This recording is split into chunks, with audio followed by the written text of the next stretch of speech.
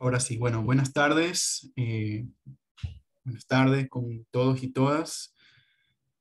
Tengan una cordial bienvenida a este encuentro que tenemos el día de hoy, que se encuentra en el marco del ciclo de Ecologías Sonoras Latinoamericanas que venimos realizando desde este mes, ¿no? Quería agradecer primero también a la colaboración y organización que nos brinda el Centro Cultural de España en Tegucigalpa, Honduras, para poder realizar estos encuentros, llevar adelante todas las actividades que tenemos por delante. Para quienes se suman en esta ocasión, les quería mencionar que la charla, como les decía, la charla de hoy está marcada en este ciclo que se llama Ecologías Sonoras Latinoamericanas. Y también quería contarles que la idea del ciclo en sí es generar actividades y abrir espacios para compartir, reflexionar sobre diferentes dimensiones estéticas, políticas y ecológicas de prácticas artísticas que han abordado y abordan algunos diversos terrenos de lo sonoro utilizando medios tecnológicos o realizando prácticas de sitio específico en diversas ciudades y países de América Latina, ¿no? La actividad que vamos a realizar el día de hoy es la segunda charla de este mes y la segunda charla del ciclo, y se encuentra a cargo del artista boliviano Oso Ucumari. Para continuar, le quería pedir de favor si podían apagar sus micrófonos. Eh, bueno, les voy a contar un poco de Oso, ¿no? Nacido en Agua de Castilla Potosí, él es artista, docente, investigador y gestor cultural. Su práctica artística cruza fronteras entre lo sonoro, lo visual, lo escénico y lo experiencial, donde desarrolla obras entre tecnología y conocimientos ancestrales. Es máster en investigación y producción artística por la Universidad de Barcelona, con especialidad en arte y tecnología. También es miembro fundador del colectivo Arterias Urbanas, y desde el 2008 realiza exposiciones a nivel nacional y logrando realizar también presentaciones y exhibiciones en países como Argentina, Brasil, Italia, Inglaterra, Francia, Lituania, España y Alemania. La charla que nos va a brindar el día de hoy se llama Lo cognoscensible y el lenguaje de las cosas. Eh, bueno, antes de darle la bienvenida a Oso, no sé si Carla querías tomar la palabra. No, yo no quiero quitar mucho tiempo, solo bienvenidas y bienvenidos. Gracias siempre por estar en estas actividades y que continúen en sintonía porque la vamos a seguir haciendo, pues. Dale, gracias. Bueno, entonces para arrancar, Oso, bienvenido. Muchas gracias por estar acá compartiendo con nosotros y te cedo la palabra. Hola, hola. ¿Me escuchan todos? ¿Estamos por ahí bien? Creo que sí, ¿no? Sí. Perfecto. Oye, muchísimas gracias ahí al Centro Cultural de España, de Honduras, digamos, a la gente de Latinoamérica, a todos los organizadores, a Ángel, que es un amigo muy querido que nos hemos conocido hace muchos años atrás y que ahora también es parte de todo este proyecto y me encanta, digamos, ¿no? Hace unos días también estuve como siguiendo un poquito las actividades un poco offline, porque, bueno, les comento entre comillas ahí, o entre paréntesis más bien dicho, de que estoy un poco cambiando de rutinas y de vida y me estoy yendo a vivir al campo, entonces, claro, es un poco una desconexión, digamos, de alguna manera, ¿no? Entonces, el otro día estaba un poco buscando todo lo que habían compartido y especialmente aquí también las chicas de electrobiótica que estuvieron presentando, que me pareció, perdón, de electrobiota, que estuvieron presentando, que me pareció alucinante, digamos, y que fue toda una charla, y todas las charlas que han estado desarrollando han sido súper interesantes, ¿no? Más para todos nosotros los que estamos en el circuito y en el medio y toda la onda, ¿no? Entonces, bueno, solamente eso, agradecerles a todas, a todos por la participación y por, digamos, darnos aquí encuentro de una manera virtual en este espacio, digamos, de redes para podernos escuchar. Y en este caso, bueno, la metodología que me decía Ángel, primero yo voy a comentarles un poquito de qué es esta idea de lo cognoscensible y el lenguaje de las cosas, que en realidad es también una parte de lo que era mi tesis doctoral, digo que era, porque en el 2019, 2020, con todas las despelotes que pasaron a nivel mundial, tuve que dejarlo un poco en pausa y cambiar estos modos de vida que les comentaba hace un rato y por lo tanto también para un ratito la tesis doctoral, ¿no? Pero les voy a comentar un poquito y bueno, creo que es muy ligado a todo lo que han hablado también las chicas anteriormente, que me ha parecido alucinante, así que muchísimas gracias, muy buenas noches, buenos días, buenas tardes a todos los que se han conectado de diferentes partes y bueno, voy a empezar un ratito, primero compartiendo la pantalla y después vamos a dar el inicio a esto, digamos. No sé si ya se puede ver, estamos todo bien, ¿no? Perfecto. Sí. Ok, entonces, gracias, querido Ángel. Bueno, les voy a hablar un poquito. Gracias, Ángel, también por presentarme. Es decir, sí, mi nombre es, bueno, me dicen Oso Kumari, pero en realidad mi nombre es Óscar Octavio Sosa Figueroa, es larguísimo, así. Pero es decir, yo tomé ese seudónimo y en base también, uno, porque Ukumari, digamos, es el oso andino, digamos, y de alguna manera yo me siento representado también por esa territorialidad y, digamos, por este continente y por este sur global, digamos, de alguna manera, ¿no? Entonces, bueno, voy a empezar un ratito con la presentación. Básicamente, siguiendo, digamos, el hilo de mucho de lo que se ha hablado, digamos, en este ciclo de charlas, yo voy a seguir, digamos, con esta narrativa de cómo de alguna manera existen, digamos, una separación entre el mundo natural y la cultura, ¿no? Que es esta cuestión también que ha sido denominada como esa era geológica del antropoceno, ¿no? Que nos han puesto ahora y que nos dicen que, claro, el hombre ha transformado, ha cambiado tanto el mundo a, digamos, a escala de él o a proporción de él, que, digamos, estamos en otra era, básicamente, ¿no? En ese sentido, voy a arrancar con una primera cita. Les hago ahí un spoiler que vamos a tener bastantes citas, digamos, durante toda la presentación, porque es un hilo narrativo de muchas voces que he ido recolectando de diferentes estudios y a partir de eso, digamos, de alguna manera contarles lo que ha sido esta idea de lo cognoscensible, ¿no? Lo cognoscensible en sí lo vamos a ir viendo de a poquito a lo largo de la presentación, como les decía, pero para mí esto sería, porque en realidad cognoscensible es un neologismo, ¿ya? Entonces, para mí sería la capacidad de empatía sensorial que produce un conocimiento experiencial capaz de modificar nuestra comprensión para enriquecerla y de alguna manera producir conocimiento, pero no solo en base al uso de la razón, que eso es algo que vamos a ir viendo a lo largo de esta charla, dado que también hay pues lenguajes implícitos que no necesitan palabras, ¿no? Para comunicar directamente ideas, mensajes, sensaciones y todas las funciones, digamos, del lenguaje, ¿ya? Entonces partimos de dos palabras, que básicamente es la cognición, como una facultad de cualquier ser vivo para procesar de alguna manera información a partir de la percepción, el conocimiento adquirido y características subjetivas que permiten valorar la información. Y por otra parte, la sensibilidad, que es una facultad también de todos los seres vivos, de percibir estímulos externos e internos a través de los sentidos. En fisiología es la función del sistema nervioso que permite detectar a través de los órganos sensoriales las variaciones físicas, digamos, o químicas que provienen del interior del individuo o de su mundo externo, ¿ya? Entonces, a partir de esas dos definiciones vamos a ir dándole el hilo a esta charla, ¿ya?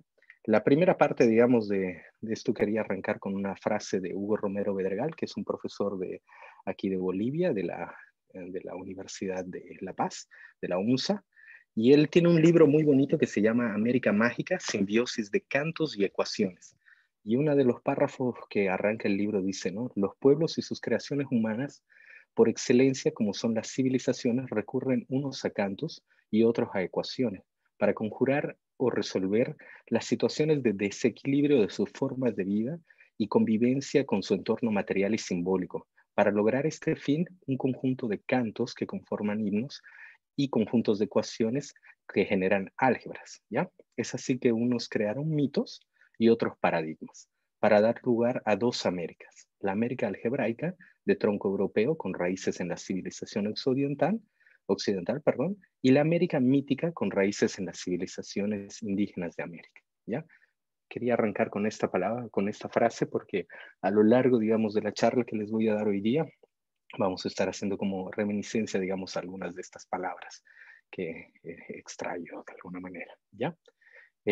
Bueno, la primera cosa que vamos a charlar un poquito es acerca, digamos, de este capítulo que le vamos a llamar traducción e interpretación, ¿ya? Entonces, aquí quiero hacer referencia, digamos, a un libro de 1916 que justamente se llama Sobre el lenguaje general y sobre el lenguaje de los hombres, de Walter Benjamin, un filósofo, ¿no? No sé si lo ubican, pero bueno, bastante famosillo, medio mainstream, el loco. Entonces, él decía, ¿no? En una frasecita cortita, digamos, ¿a quién se comunica la lámpara, la montaña o bien el zorro, ¿ya? Entonces, en este libro, él sostiene que la traducción no se da solo entre diferentes idiomas, sino que el propio lenguaje humano se da, no se da solo entre diferentes idiomas, perdón, sino que el propio lenguaje humano se ha generado mediante un proceso de traducción. El lenguaje, en sus orígenes, no traducía otra cosa que el lenguaje de las cosas. Se considera comúnmente que la función del lenguaje consiste en un nombramiento de las cosas que las hace comunicables, lo cual permite a su vez que éstas puedan ser de alguna manera categorizables. Benjamin, por el contrario, sostiene que a esta capacidad le precede un acto de recepción, ¿ya? Percibir el lenguaje de las cosas y por consiguiente traducirlas. Es una condición necesaria para todo nombramiento. Es lo que él proponía, ¿no? Luego haciendo, digamos, una búsqueda acerca de esta idea del lenguaje de las cosas, que me pareció un título interesante, digamos, entre todas las cosas. Bueno, ahí también hay que diferenciar una cosa, ¿no? Cuando hablamos de cosas, muchas veces hablamos de lo que es la naturaleza, ¿ya? Porque el pensamiento, digamos, que nosotros de alguna manera nos han impuesto de alguna manera, hemos cosificado, digamos, la naturaleza, ¿ya? No solamente los cuerpos o las cuerpos, etcétera, digamos, ¿no? Sino también y sobre todo a la naturaleza, por esa división con la cual empezaba, ¿no? Entre naturaleza y cultura, que es la herencia que nos han dejado, digamos, en el pensamiento occidental, ¿ya? Entonces, otra pensadora interesante, Katrin Bruch, de Alemania, ella es filósofa también, es historiadora del arte. Ella tiene un artículo que se llama justamente Lenguaje de las cosas y la magia del lenguaje, ¿ya? Y ella tiene una frasecita que nos introduce a esta tesis de Benjamin de 1916 y que nos explica que es significativa en dos aspectos de alguna manera, ¿no? Y ella dice, en primer lugar, por el hecho de que con ello Benjamin extiende el concepto del lenguaje al lenguaje de las cosas. Con esta ampliación introduce otra comprensión del lenguaje que Benjamin denomina como mágica.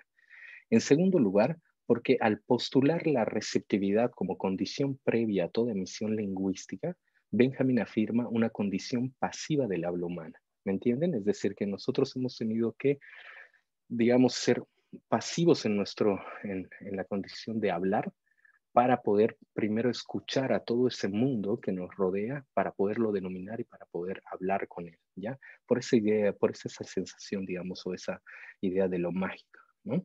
Que tiene mucho que ver, digamos, con estas ideas también del deep listening o de la escucha activa, digamos, que Paulina Oliveiros presenta también mucho más después, de alguna manera, ¿ya? Entonces, Ito Steyer, que es también otra artista, digamos, teórica, también crítica, digamos, del mundo del arte, adhiere también una dimensión mucho más política, de alguna manera, ¿no? A la traducción de lo que dice Benjamin, ¿no? Puesto que esta traducción puede tener lugar en dos esferas, ¿ya? Y esto es bien grave, porque es una esfera del poder y otra esfera de la potencia, ¿ya? Entonces, mientras que el lenguaje de las cosas está cargado de potencia, el lenguaje de los humanos puede o bien intentar reforzar el lenguaje de las cosas o bien convertirse en un instrumento de poder. Es así que la traducción tiene lugar tanto bajo la forma de una creación como bajo la forma del poder, estando ambos modos habitualmente mezclados. Por tanto, la política acontece en las diversas maneras en que el lenguaje de las cosas se traduce al lenguaje de los humanos. Esta relación, en el peor de los casos, puede adoptar la forma de una dictadura epistemológica, que es básicamente lo que nos sucede en este momento, ¿no? Entonces, a esta irrupción del poder que Steyer propone, como una mezcla entre el acto de creación, es a lo que denominaremos nosotros una interpretación, la cual puede deformar el mensaje y mediatizarlo.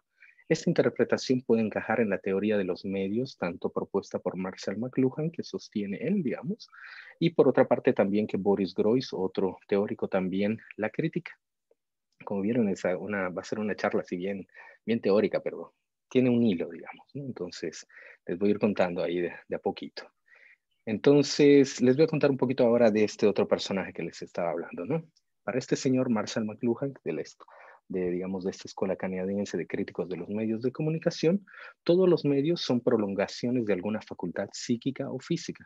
Y nos explica cómo la rueda, digamos, por ejemplo, es una prolongación de nuestro pie, o cómo el libro, de alguna manera, es una prolongación de nuestro ojo. Y alerta que también al modificar los medios suscitan percepciones sensoriales de proporciones únicas. Todas estas prolongaciones modifican nuestra manera de pensar y de actuar, nuestra manera de percibir el mundo. Cuando esas proporciones cambian, los hombres cambian.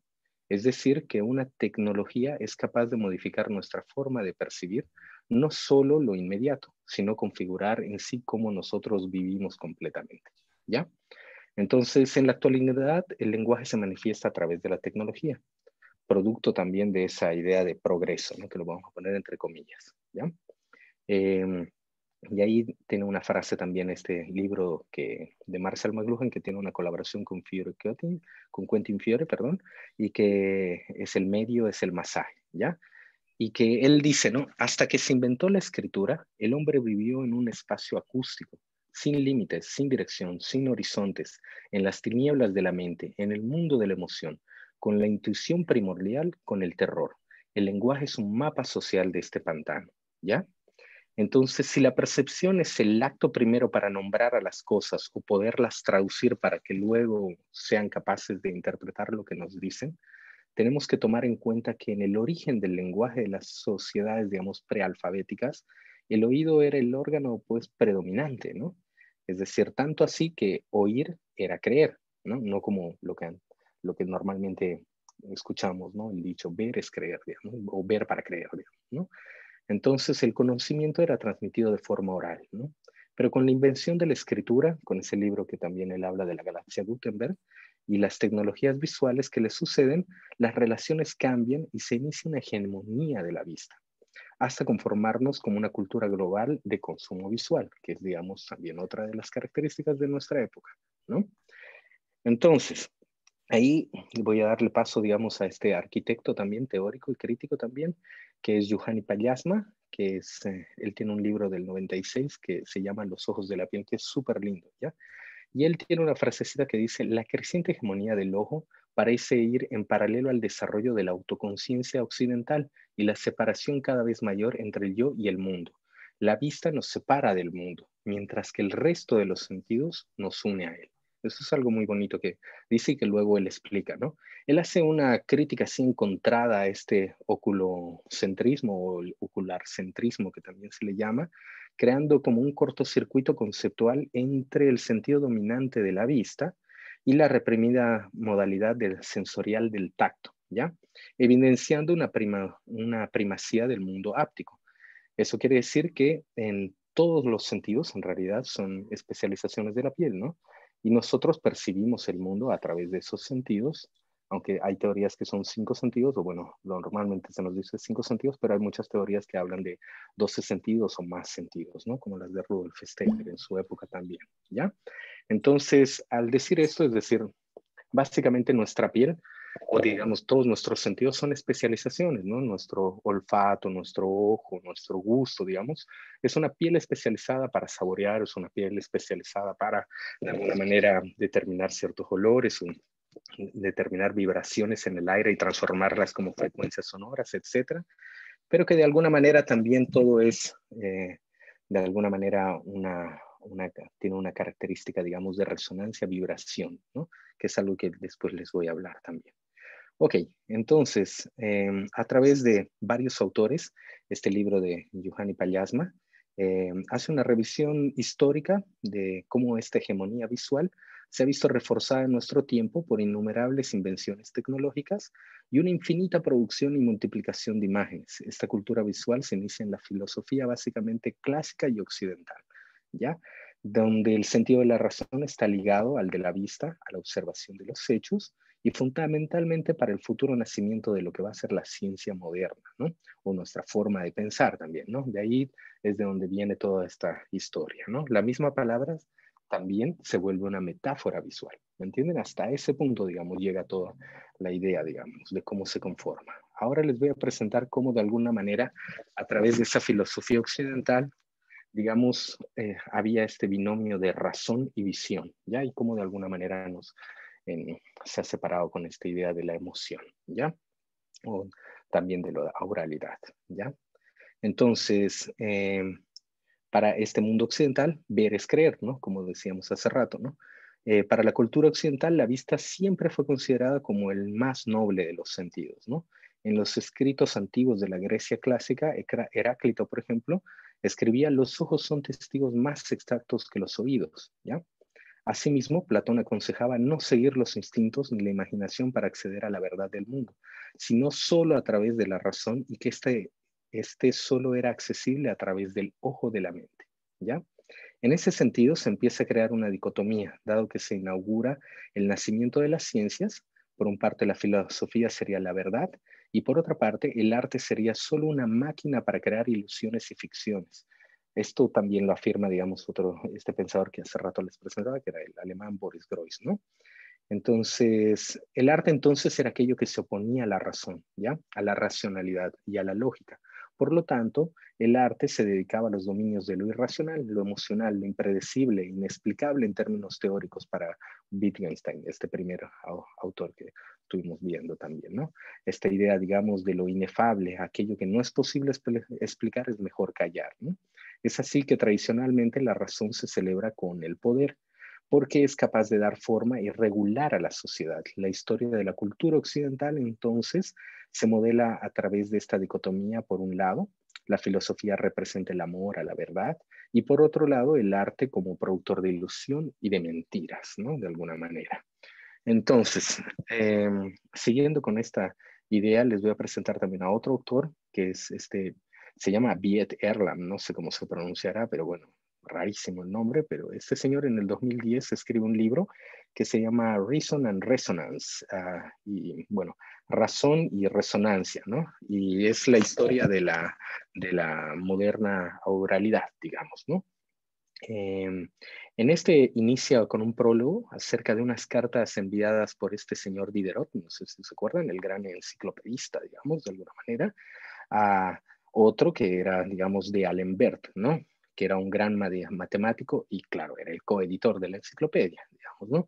En esta carta a su amigo, Diderot le confía cómo las ideas surgen, asemejando el pensamiento filosófico como la sensación de vibración de cuerdas de un instrumento, unas entre ellas afectándose, creando toda una armonía, fenómeno denominado resonancia. Y así el filósofo en la oscuridad y en el silencio medita. Para Erland se celebra el inicio de la historia de la resonancia y, digamos, la tendencia moderna hacia la oralidad, ¿ya? En este libro, que también se llama The String and the Mirror, nos cuenta cómo René Descartes, por ejemplo, y John Locke inventaron la entidad llamada la mente, ¿ya? Y presentan un modelo de pensamiento como reflejo, tal si fuera un espejo. La mente representa el mundo de afuera, desde otra perspectiva, ¿ya? Es decir, ¿vieron? Es decir, a través de la visión se ha creado, digamos, un reflejo que es nuestra mente, ¿no? Que hasta ahora nosotros pensamos que nuestra mente está aquí, digamos, en nuestra cabeza y toda la vaina, digamos, ¿no? Que nos lo han dicho que es así. Entonces estos dos loquitos, René Descartes y John Locke, se imaginaron que la mente era así como un reflejo, como un espejo, ¿ya? Entonces Peter Sloterdijk, que es otro filósofo, resume el impacto de la vista en la filosofía de esta manera, ¿no? En esta cita. Los ojos son el prototipo orgánico de la filosofía. Su enigma consiste en que no solo pueden ver, sino que son capaces de verse a sí mismos viendo. Esto les otorga una prominencia entre los órganos cognitivos del cuerpo. Una buena parte del pensamiento filosófico es en realidad únicamente ojo reflexivo, ojo dialéctico. Se ve a sí mismo viendo, ¿no? Esa es la idea, digamos, de Peter, ¿no? Entonces, después de varios capítulos, este señor Erland hace un repaso a cada momento, intervención de pensadores, de diferentes pensadores en la historia moderna, ¿ya? Poniendo en contraposición la razón por la resonancia, dado que los dos fenómenos son opuestos en naturaleza. La mente como espejo es de carácter reflectivo, mientras que la mente como resonancia es totalmente lo opuesto. La resonancia es un fenómeno aural que puede ser estudiado desde lo físico, que es la contribución de Erlang, ¿no? De este libro que les estoy comentando, de Reason and Resonance, ¿ya? Entonces, ahí también este señor Erlang dice, digamos, que el enciclopedista no estaba simplemente reafirmando lo que había sido un modelo de audición bien establecido durante más de un siglo, sino que afirmó que la intimidad entre la idea y las cuerdas temblantes constituye el núcleo mismo del yo iluminado, ¿ya? Entonces, esa idea de cómo aparecen las ideas, de cómo funciona el razonamiento para este señor, digamos, el creador de la enciclopedia, que bueno, también dijo que la vista era de los mejores sentidos, digamos, él tenía esa concepción, ¿no? De que eran como si varias cuerdas, ese fenómeno de resonancia, ¿no?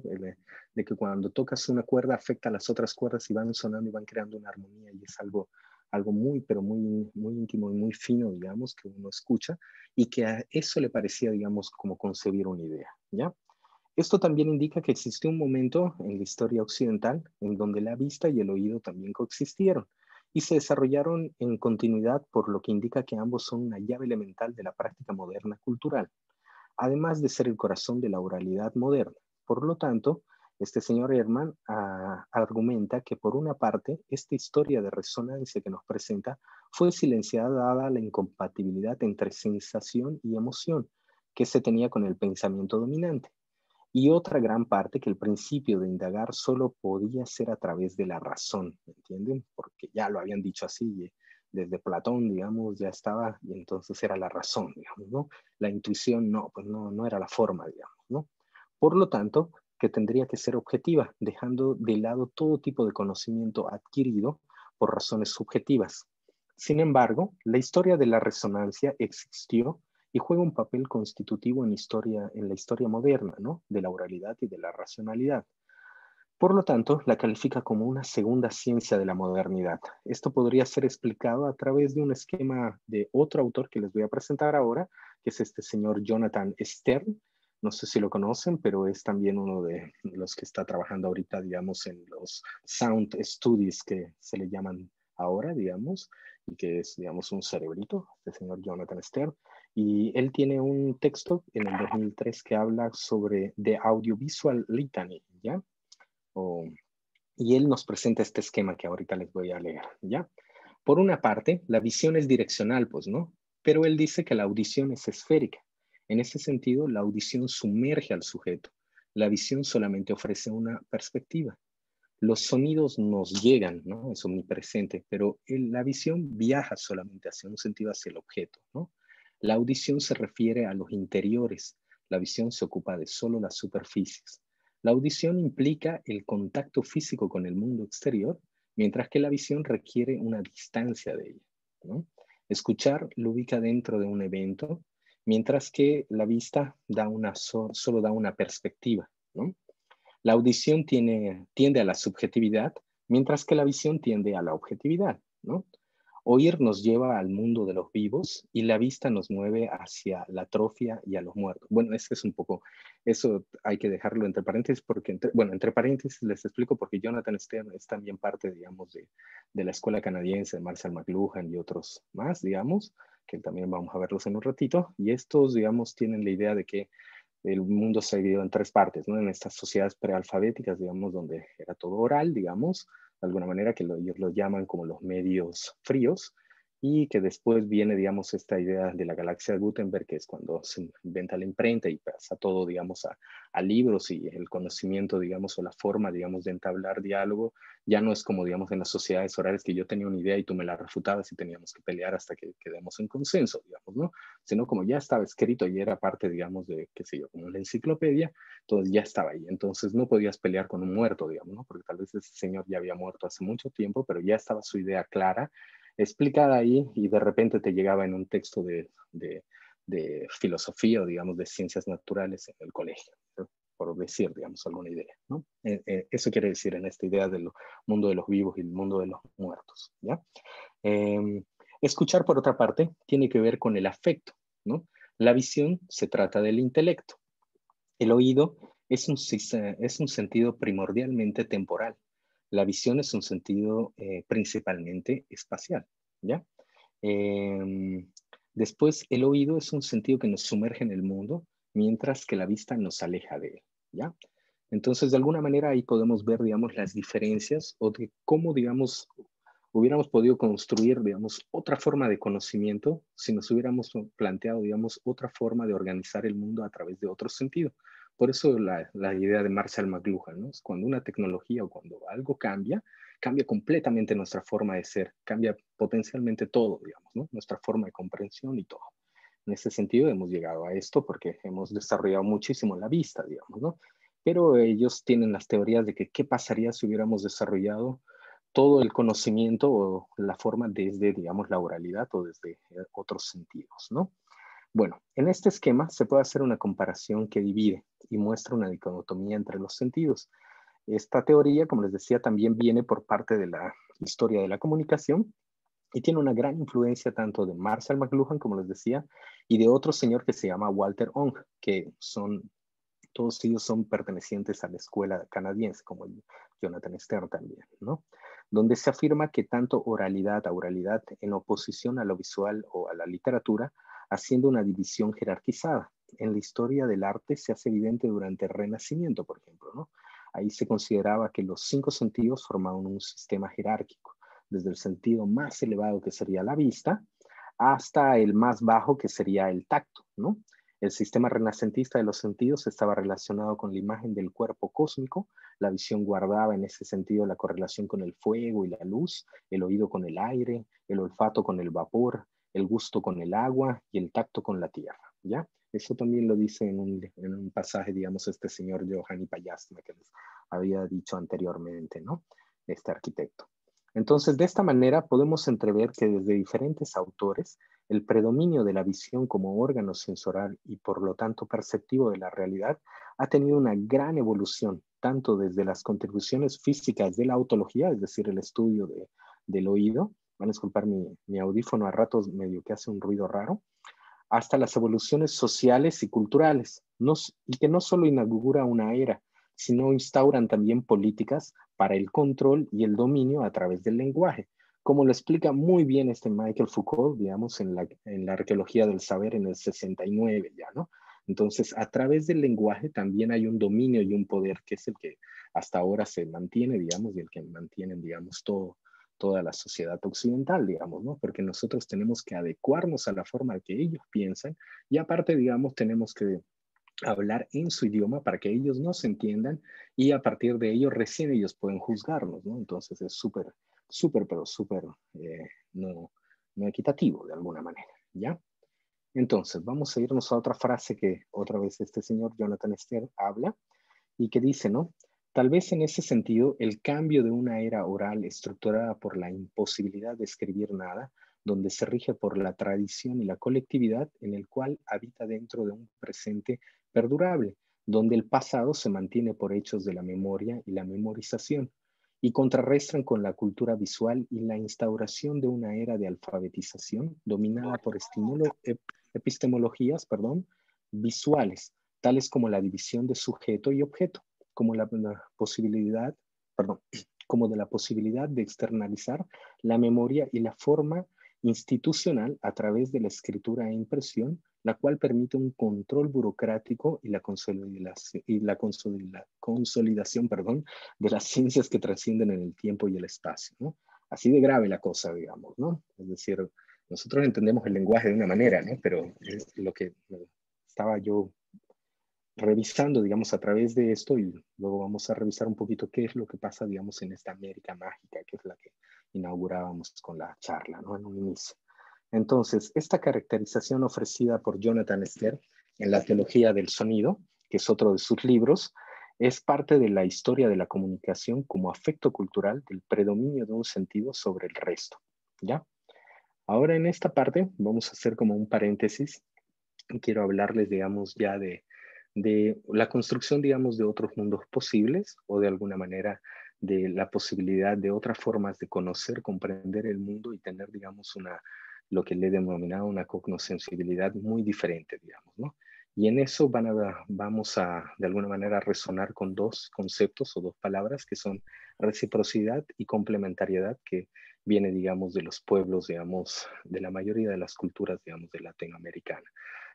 Sobre todo, digamos, de la Via Yala y sobre todo, digamos, del mundo andino, ¿no? Que no quiere decir que el mundo amazónico, etcétera, no esté relacionado con estos dos conceptos. Eh, pero de alguna manera que me gustaría también hablar de esto. Bueno, esta imagen que vemos ahí, esto es un ritual, es, digamos, como una forma, una ofrenda que se hace a la Pachamama, en el cual recién este año me tocó hacer una pequeña investigación sobre el mundo oral de los callahuayas, estos médicos naturistas que de alguna manera evitaron la malaria, por ejemplo, que ellos fueron los que detectaron la quinina, esta corteza de la quinaquina, con la cual sanaron el mundo de alguna manera, y que tenían ese conocimiento, ¿no? Es decir, imagínense ese súper conocimiento que lo tenían a través de ellos, de una reciprocidad con su ambiente y entender, digamos, el mundo natural de otra forma, ¿no? No desde el mundo lógico, digamos, de la razón que estábamos hablando anteriormente. Entonces, en esta parte voy a hablar un poquito antes, algo que ya estábamos hablando, que era del lenguaje y el poder, ¿ya? Entonces, ahí me gustaría ahondar un poquito en esta relación, especialmente de las culturas orales, las cuales han tenido y tienen una relación, como les decía, muy singular con los mundos natural, material y de los no humanos o espiritual, ¿ya? Y es ahí donde aparecen estos dos principios de alguna manera importantes en la comunicación, que ellos lo denominan así, ¿no? Que son necesarios entender previamente, que son justamente este principio de la reciprocidad y también este principio de la complementariedad, ¿no? Ambos principios nos permiten estar en armonía con el mundo natural y el de los espíritus en los que nosotros y ellos habitan, ¿ya? Entonces, para el mundo occidental, la palabra tiene una raíz griega, ¿no? Siempre, digamos, ¿no? Etimológicamente así, ¿no? Es así que toda formación de una palabra revisa esa raíz, ¿no? Y asimismo, en el proceso de traducción se ejerce una dominación del mismo tipo. Al traducir básicamente, literalmente la palabra, se comete, digamos, esta cuestión, ¿no? Sin embargo, es ahí donde también se ejerce una fuerza política. Al introducir un lenguaje en común, es la situación al introducir, digamos, este lenguaje en común, digamos, ¿no? Que muchas veces es trasladado al inglés, digamos, ¿no? Que es todos queremos aprender inglés y es la única forma que supuestamente nos entienden todos, ¿no? Y tenemos que adaptarnos a eso. Y muchas palabras a veces no se pueden explicar en inglés, pues, ¿no? Como las que vamos a ver un poquito más adelante, ¿ya? Entonces, que es la situación básicamente de todos los pueblos, pero sobre todo, digamos, de aquí, de los pueblos de América, ¿no? Quienes históricamente fuimos invadidos, saqueados y subordinados, digamos, a una cultura foránea y que el mismo proceso que se ejerce actualmente, por ejemplo, en la producción académica, ¿no? Del cual reflexionaremos también un poquito más adelante porque hay unos ejemplos. Este ejercicio de traducción e interpretación, como indicaba esta señora Ito Steyer, esta artista señora Ito Steyer, tiene consecuencia en la pérdida de raíces, ¿no? Existen muchas palabras en todas las culturas, como les decía, que no pueden ser traducidas pues literalmente. Asimismo, existen palabras que obtienen significados dependiendo del contexto de la persona o del género de la misma, ¿no? Incluso hay sonoridades prohibidas o idiomas prohibidas o lenguas prohibidas que solo pueden ser pronunciadas en rituales específicos, por lo cual tienen implicancias no posibles de traducir o interpretar libremente. Simplificarlas a una traducción literal no es con un fin pragmático, ¿no? Sino con un fin político. La subordinación de este lenguaje por el otro, dicho de una mejor manera, la imposición de una cultura sobre la otra, ¿no? Estamos viendo, digamos, cómo la visión controla de alguna manera y ahora de alguna manera tras esa visión y toda la parte literal y la lectura y toda la cuestión académica y todas las instituciones que la siguen, nos siguen haciendo este proceso de dominación de alguna manera, ¿no? Ahora vamos a un poco de los ejemplos, ¿no? Aquí quería llegar con este señor que se llama Uber Matiwa, pucha, no sé si lo digo muy bien el nombre, espero que ahí los amigos mexicanos me puedan corregir si en el caso, que es que él es de origen indígena, él ha estudiado, digamos, en la academia y toda la cosa, y además es el ganador del premio Sensontle, y bueno, no tan recientemente, en el 2017 ganó el premio de literatura indígena en América, ¿no? Por sus poemarios que ha realizado este señor y que es realmente hermosísimo, digamos, ¿no? Entonces él tiene esta frase que es un poquito larga de una entrevista que le hicieron y él dice, hay una economía global y hay una cultura que se pretende global para imponer esa economía. En los pueblos hemos sentido este choque porque no encajamos en ella. Por ejemplo, esto se expresa en la lengua, en la lengua de los Mepa, no sé si también lo estoy diciendo bien, Mepa, del pueblo del que él pertenece, digamos, ¿no? Decimos Cerro Luciérnaga. En español se dice Cerro de la Luciérnaga. En mi cultura, el cerro se puede transformar en una luciérnaga. En cambio, en español se dice que el cerro le pertenece a la luciérnaga. Es una lengua de posesión. En castellano las palabras ya no tienen posibilidades de tener otra identidad. El español impuso y colonizó a partir de su visión y dijo, tú serás esto. Y entonces relegó y violentó otras visiones como las nuestras. Por ello, la cultura hegemónica nos dice que toda lengua con historia se tiene que escribir, pero no respeta la oralidad de los otros pueblos cuya palabra oral es la base para adquirir el conocimiento. Porque lo que en Occidente le llaman mitos, para nosotros es el conocimiento más complejo para enseñar a las nuevas generaciones el sentido de la existencia humana. Entonces, ¿cómo hacerle frente a un mundo global? Algunos escribimos, pero algún día otros utilizarán o usarán la tecnología para decirle al mundo cómo hablamos y escribimos nuestra lengua, porque queremos ganar derechos en el sistema global, derechos que aún no existen.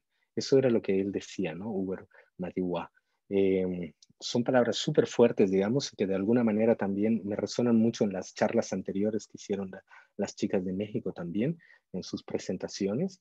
Entonces, creo que también vamos siguiendo el mismo hilo o vamos resonando juntos en el pensamiento en todo este ciclo que han organizado aquí los amigos, ¿no?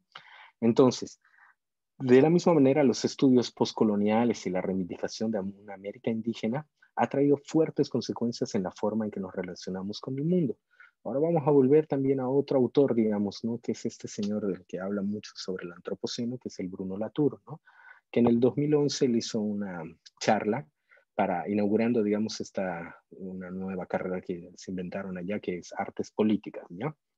Y él hace una revisión del fenómeno de desconexión, aludiendo a un problema de escala en plena era del antropoceno, poniendo en debate el concepto de Gaia de su creador James Lovelock, ¿no? No sé si han conocido esa historia, digamos, ¿no? Esa narración de alguna manera, ¿no?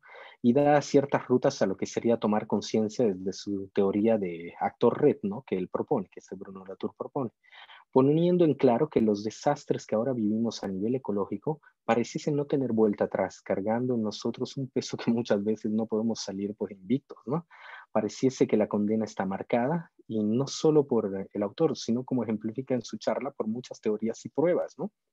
Que alude también un nuevo resurgimiento en Latinoamérica, ¿no? Que es ahí donde empieza, digamos, con esta idea de la Pachamama, ¿no? Como un mito que hoy en día se hace fuerte como política estructural en Latinoamérica, pero lo que más llamaba la atención era la posibilidad que el autor plantea del redimensionamiento de las cosas, ¿ya? No en una escala humana, eh, porque pareciese que el humano al modelar la tierra a su antojo se ha desconectado mismo de esta misma tierra, de su fuerza natural o de lo que podría llamarse como lo sublime, ¿no?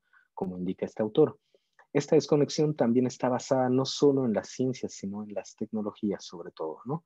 Y me gustaría volver al punto de que la visión como órgano dominante nos ha alejado del mundo natural, del contacto íntimo, puesto que el mismo sentido de la vista nos separa para poder observarlo de alguna manera, ¿no? Para poder ser objetivos hacia ese mundo. Esta desconexión puede ser remediada, ¿no? Pero significaría, pues, básicamente establecer otras maneras de comunicación, otra manera de comunicarnos entre nosotros, ¿no? No en un progreso, no en una idea, digamos, regresiva del progreso, digamos, ¿no? si es que, digamos, también estas palabras de progreso, desarrollo son las más adecuadas, porque han sido tan vilmente usadas, digamos, porque al nombre del progreso y el desarrollo han hecho desastres, digamos, ¿no? En toda Latinoamérica y en todos los pueblos, básicamente, ¿no? Entonces, pero esta forma de comunicación, esta nueva forma de comunicación, si nosotros pudiéramos entablar a través de, digamos, de esta idea del sonido, de la oralidad, de los otros sentidos, no solamente el sonido de volver a hacer el mismo juego, ¿no? De jerarquizar el sonido, sino de entendernos como un ente holístico que realmente percibimos, podríamos conocer, y la forma, digamos, de conocer el mundo y de intercalar con ellos otras relaciones podría ser completamente tan diferente que podríamos crear otros mundos posibles e incluso sanarlo, ¿no? Que esa es, digamos, como la idea, digamos, de cambiar, digamos, esa idea de conocimiento con esta idea de lo cognoscible, ¿ya?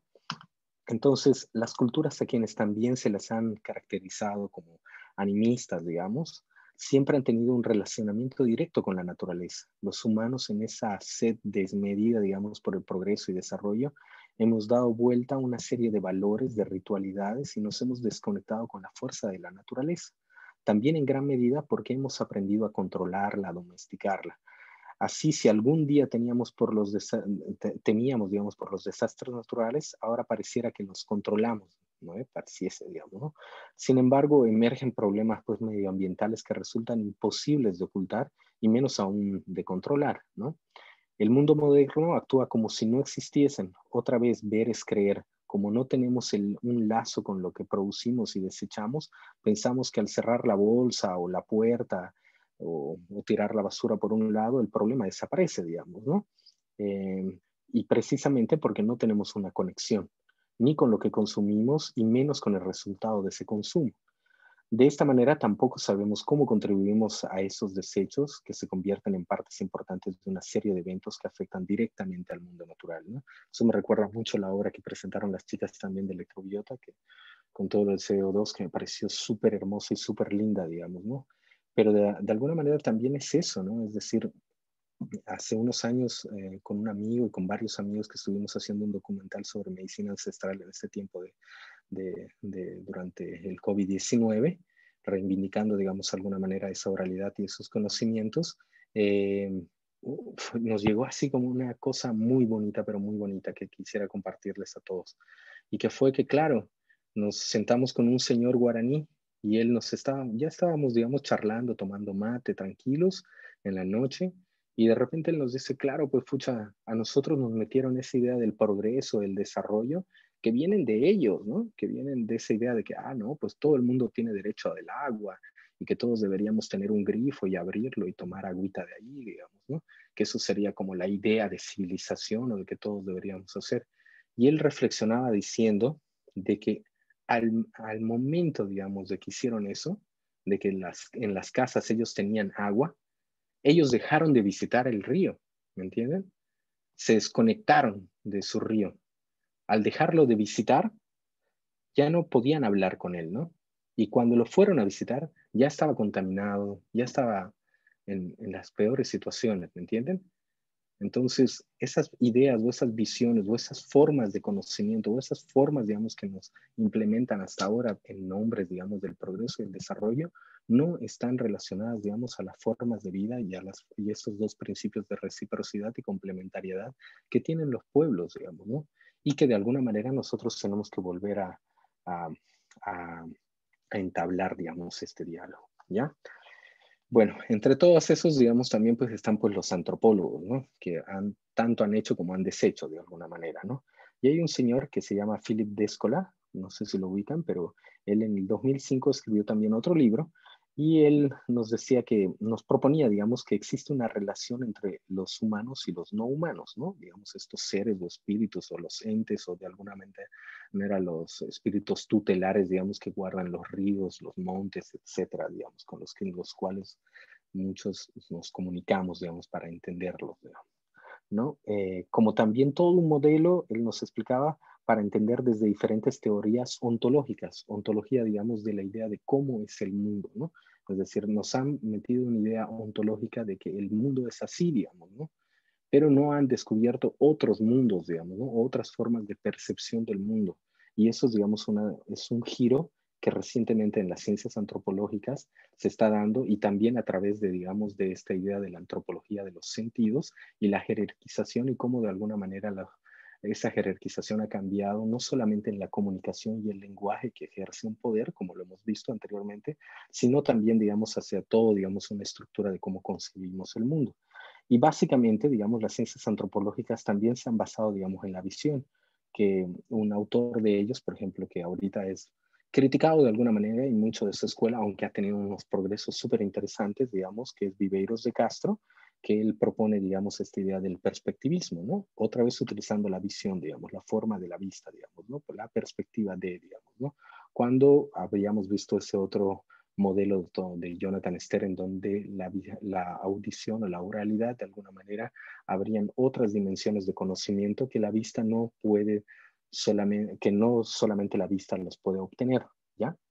Entonces, como les decía, actualmente se revisa este medio, ¿no? La manera y la forma de comunicación que estamos haciendo, y que básicamente en los pueblos ha sido sonora, ¿no? Entonces, ahí les voy a dar otra lectura, digamos, de estas señoras, digamos, que son las luchadoras del agua, que tienen unos cantos, que en realidad tienen un disco que se llama Cuentan y Cantan, digamos, ¿no? Del 2017. Y en una entrevista una de ellas decía, ¿no? Para mí el agua no es un recurso, igual que la tierra, igual que el oro o cualquier otro elemento que esté ahí. No es un recurso solamente que nosotros o no sé quién nos metió esa idea que es un recurso, digamos, ¿no? El agua es mi madre, el sol es mi padre y las estrellas son mis hermanos. Gracias a el agua, perdón, el hombre puede vivir, ¿me entienden? Entonces, otro tipo de relacionamiento, es otra forma, digamos, de construir el mundo, que, que es justamente algo de lo que también en otras charlas hablaban acerca del antropoceno, ¿no? Eh, entonces, para las culturas orales, una tormenta, digamos, de lluvia, ¿no? No solamente es una relación causal, digamos, ¿no? De ella se desprende todo, pues una mitología, ¿no? Capaz de hacernos entender el mundo, capaz de hacernos entender que el agua no solo es un recurso indispensable para la vida, sino un ser con el cual convivimos en este y en otros mundos, ¿no? Por lo cual las acciones a tomar ante una tormenta son antes, durante y después. Este actor con el que inaugurábamos esta charla, el señor Romero Bedregal, evidencia también que hay pues un montón de culturas hidráulicas aquí, ¿no? Gigantes, digamos, ¿no? En el Amazonas, especialmente en las llanuras del Moxos, aquí en Bolivia, eh, han tenido un manejo hidráulico, pero súper genial, digamos, ¿no? Y que no solamente fue entender el funcionamiento y escuchar las cosas, sino también entender la forma de comunicarnos con ella bajo estos principios que él proponía, ¿no? La reciprocidad y la complementariedad. El hombre entendido en una circularidad del tiempo, no en una linealidad, como lo tenemos, digamos, con el tiempo, como pasa, digamos, y como dibujamos de alguna manera el tiempo, sino pensar de un tiempo circular, y adoptó todo un cuerpo cosmológico dispuesto a una comunicación no solo con el elemento, sino a través de él. Entonces, el lenguaje con el que se comunican los humanos con la tormenta es el agua. Por lo cual, esta no solo simplemente es venerada, ¿no? O cuidada, sino es tratada con respeto, con el mismo respeto que se trata a otra persona. La relación esta puede entrar a ser parte de una comunicación entonces cuando el hombre responde a la tormenta. Empieza entonces todo un proceso mágico. Las entonaciones de canciones para la abundancia del agua de todos los pueblos indígenas constituyen una forma de respuesta que se ejerce en esa comunicación, ¿no? De este ejemplo es de nuestro interés entender que la relación con las cosas se ven afectadas también por los medios tecnológicos disponibles. Por ejemplo, ¿no? Una misma respuesta podría ser efectuada por los más modernos sensores y satélites para comprender el comportamiento de una tormenta a un computador y procesar por millones de posibilidades, sacar una estadística para que el mismo humano tome las acciones, ¿no? En ese sentido, hay un proceso de traducción e interpretación de los datos por un medio de la tecnología. Y esa misma tecnología es en sí una extensión de nuestro cuerpo, como decíamos anteriormente, ¿no?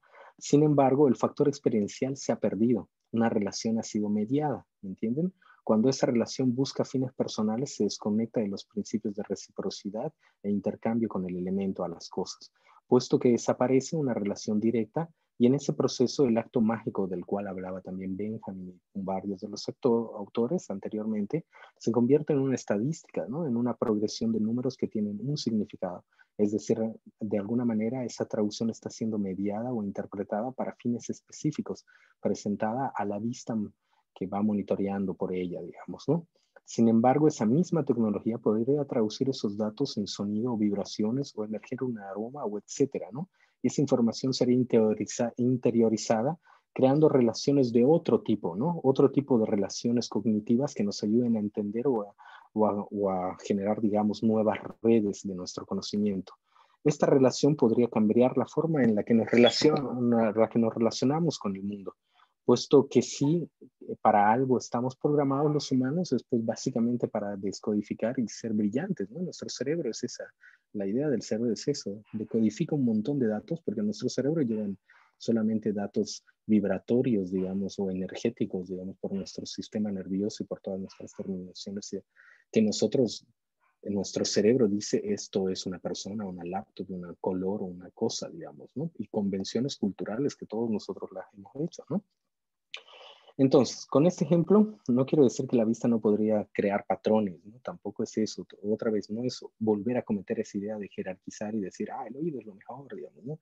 Hagamos todo en base al oído, ¿no? Sino que estoy tratando de hacer un relato básicamente porque también el oído tiene otras cualidades, pero el tacto tiene otras cualidades, los olores tienen otras cualidades, ¿no? Entonces, hay un mundo áptico que realmente nosotros tenemos que empezar a explorar, ¿no? Y en ese sentido hay muchas de las obras que hemos visto anteriormente también en las otras charlas, digamos, de Ariel Guzik o algunas de las chicas también, que claro, el funcionamiento es táctil, ¿no? Muchas de las obras también mías también tienen una relación con eso, que espero que nos dé un tiempito y les pueda mostrar algunas de ellas, ¿no? Entonces, básicamente, pues, hemos perdido eso, ¿no? Pero imagínense estas nuevas tecnologías a través de todas estas nuevas experimentaciones, a través de todo este pensamiento que cada uno de todos estos artistas que ha estado desarrollando a lo largo de estas charlas, nos están potenciando otras formas de percibir, conectarnos y de, digamos, interpretar el mundo, ¿no? Mediarlo de otra manera, ¿no? Entonces, bueno, el ejemplo anterior es un poco simplificado, en realidad demasiado, digamos, en cuanto a las relaciones, pero asimismo, digamos, se podrían crear un montón de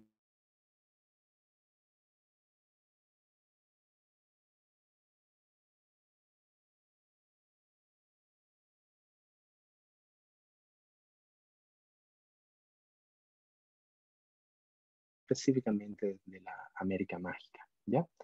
Y quería volver un poquito a este autor del inicio, que es Hugo Romero Bedregal, como les había dicho, con este libro que se llama América Mágica, Simbiosis de Cantos y Ecuaciones, que lo presentó en 2006, ¿no? Y él encuentra una crítica con la acción, ¿no? Hace un estudio de cómo las civilizaciones indígenas y sus pueblos han logrado sobrevivir entendiendo que era imposible vivir uno sin el otro. Por lo tanto, adoptaron de manera sincrética costumbres, pero sabiendo combinar su tradición y su cultura. Es decir, que nosotros ahora los pueblos, la mayoría de los pueblos hayan sobrevivido, digamos, de todo eso, porque en muchos lugares no han logrado, digamos, sobrevivir muchos pueblos indígenas y han sido arrasados de alguna manera, ¿no? Eh, pero ha sido por este sincretismo, digamos, por esa forma de convivencia, de entender, digamos, que puede haber una complementariedad, digamos, ¿no? Que puede haber una reciprocidad con el otro, a pesar de que ese otro nos impone toda la cuestión, ¿no? Entonces también no es separarnos y decir, nosotros somos mejores por esto y toda la cosa, ¿no? Sino es entender que hay una reciprocidad y tiene que haber una complementariedad, ¿no? Entonces, por lo tanto, adoptaron de manera sincrética estas costumbres, pero sabiendo combinar su tradición y su cultura propia, ¿no? Este mecanismo les permitiría salvaguardar sus conocimientos. Es por eso que todavía guardamos esos conocimientos y todavía podemos encontrar esos conocimientos en los pueblos y en las personas, ¿no?